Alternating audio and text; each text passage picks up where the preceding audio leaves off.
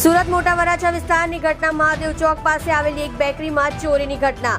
મહિલાઓએ 70,000ના સામાનની ચોરી કરી થઈ ફરાર। નજર ચૂકવી ઘટનાને અંજામ આપ્યો। ઉત્તરાયણ પોલીસ સ્ટેશનમાં ફરિયાદ કરતા પોલીસે તપાસ શરૂ કરી। મહિલા ચોરી કરતા સીસીટીવીમાં કેદ થઈ।